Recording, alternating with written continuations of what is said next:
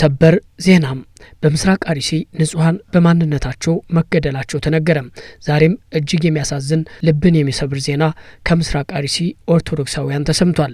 በምስራቅ አርሲ ዞን መርቲ አምቦሳ ወረዳ ፈረቀሳ ቀበሌ ውስጥ የካቲት 18 ቀን 2018 ዓ.ም ሌሊቱን በታጣቂዎች በተፈጸመ አረመኔያዊ ጥቃት የንጹሃን ዜጎች ህይወት በግፍ መነጠቁ ተሰምቷል።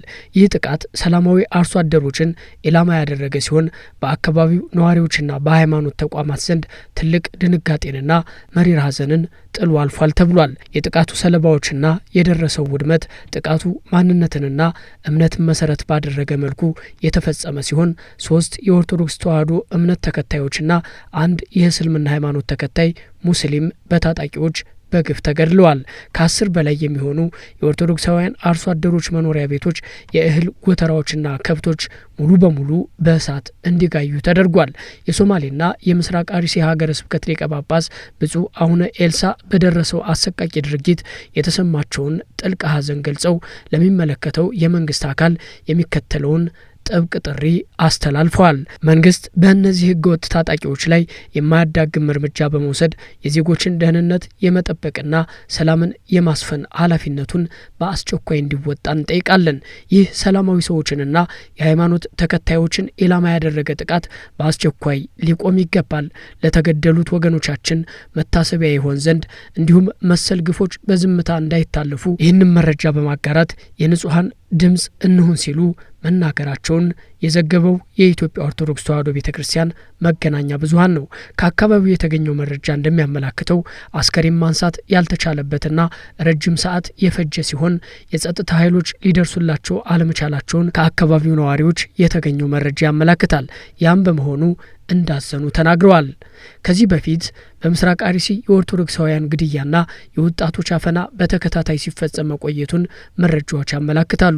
በህዳር 2018 ዓ.ም ልዩ ቦታው ጠለታ ቅዱስ ገብርኤል በተባለ አካባቢ 3 ኦርቶዶክሳውያን በአውድማ ላይ እህል እየወቁ ባሉበት በጥይት ተደብድበው በግፍ መገደላቸው የሚታወስ ነው።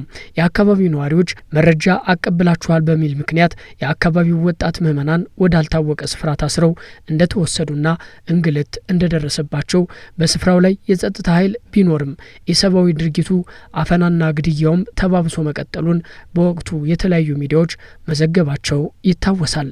በተለይ በአንድ ሳምንት ውስጥ በርካታ ኦርቶዶክሳውያን መገደላቸውን ተከትሎ ኦርቶዶክሳውያን ጥቃቱ ለተፈጸመባቸው ኦርቶዶክሳውያን ፍትህ እንዲያገኙ ለወራት የዘለቀ ጥያቄ ሲያቀርቡ መቆየታቸውም ጭምር የሚታወቅ ነው። ቀጥሎም የሃይማኖት ተቋማት ጉባኤ ያደረገው ጥናትና ያወጣው መግለጫ ተቃውሞ የገጠመው ሲሆን ቅዱስ ሲኖዶስ ራሱን ችሎ ለኦርቶዶክሳውያኑ ፍትህ ማሰጠት ሲችል ከሃይማኖት ተቋማት ጉባኤ ጋር አቋሙን በማሳየቱ ኦርቶዶክሳውያንን እንዳሳዘነ በወቅቱ ሰፊ ተቃውሞ ገጥሞት ነበር። ከተቃውሞው መካከል የሚከተሉት በዋናነት የሚጠቀስ ነው። ምስራቅ አርሲ ሀገረ ስብከት ላይ መዋቅራዊ ክህደት በሁለት መንገድ ተፈጽሟል። ቤተ ክህነቱ የተገፉት ምዕመናን ወክሎ አቤቱታ አቅራቢና አጀንዳውን የጋራ በደል አድርጎ መያዝ ሲገባው ከሃይማኖት ተቋማት እንደ አንዱ ሆኖ ቀርቧል። ከመግለጫው እስከ ማጣራት ሂደቱ ከካቶሊክ፣ ከወንጌላውያን፣ ከመጅልሱ ተቋማት የተለየ ቁመና አልነበረውም።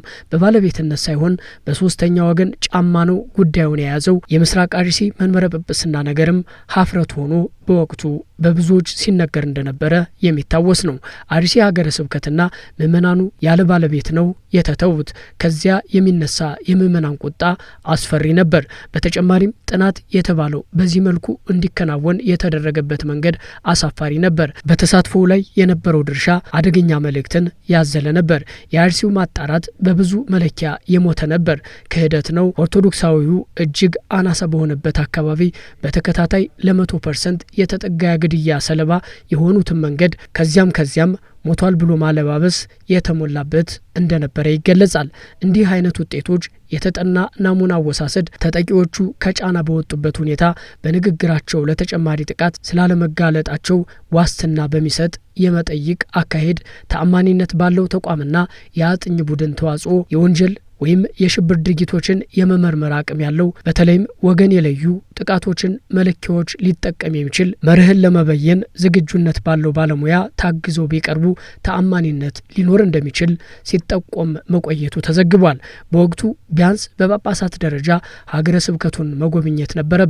ከሌላውም ሞቶብኛል የሚል የሃይማኖት አባት መጎብኘት ይችል ነበር። እንደ አባት የአካባቢው ክርስቲያኖች የነበሩበትን ሁኔታ በጠቅላይ ቤተ ክህነትና በሲኖዶስ ደረጃ የተመደቡ አጽናኝ ጳጳሳት ተልከው ቢያዩ መልካም ይሆን ነበር። ተከታታይ ጥቃቶች የመቆም እድላቸውም ሰፊ ይሆን ነበር። ለተጠቁትም ፍትህ ይገኝ ነበር። ይሁን እንጂ በወቅቱ የተደረገው ተቃራኒ ስለሆነ ጥቃቱም ተባብሶ መቀጠሉ የሚታወስ ነው። በዚህ አካባቢ ኦርቶዶክሳውያን አናሳዎች ናቸው። ለምንድን ነው በግፍና በግፍ የሚሞቱት? ይህ ጥያቄ ኃላፊነት የተሞላበት ምርመራና ምላሽ የሚፈልግ ሲሆን ያን የሚያደርግ አካል ግን ፈጽሞ ሊገኝ አልቻለም። ከክልሉም ከፌዴራል መንግስቱም ጋር ስለ ጥቃቱ መነሻና መቆሚያ መንገድ ጠበቅ ብሎ መነጋገር ሲገባ መዋቅራዊ መሽኮርመምና የፖለቲካ ተቀጽላነት በፖለቲከኞችም ዘንድ ውሎ አድሮ እያስናቀ መምጣቱን ልንመለከት ችለናል። ካለው ሀገራዊ ግጭትና ጥቃት አንጻር የአደጋ ምላሽ ኮሚቴ ጊዜያዊም ቢሆን በጠቅላይ ቤተ ክህነቱ ታሳቢ ያልተደረገና ፋይዳ ያልነበረው በመሆኑ ለችግሩ መፍትሄ መስጠት አልቻለም።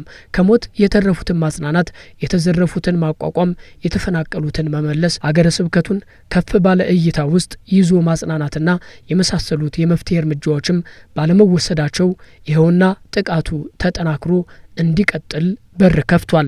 በአጠቃላይ ቤተ ክህነት ከላይ በተጠቀሱት ደረጃ የመፍትሄ እርምጃ ባለመውሰዱ የተነሳ ዛሬም የምስራቅ አርሲ ኦርቶዶክሳውያን ሰቆቃ እንዲቀጥል በር ከፍቷል። አሁንም የድረሱልን ጩኸት እያሰሙ ነው። እንደተለመደው ሞታቸውን የሚመለከተው አካል ከማብሰር በዘለለ መፍትሄ አይጠበቅም ሲሉ ብዙዎች ሀዘናቸውንና ተቃውሟቸውን እየገለጹ ይገኛሉ። ለሞቱት ነፍስ ይማር እያልን ፍትህ እንዲመጣ አቤል ሚዲያ ይመኛል። ቸርን ሰንብት።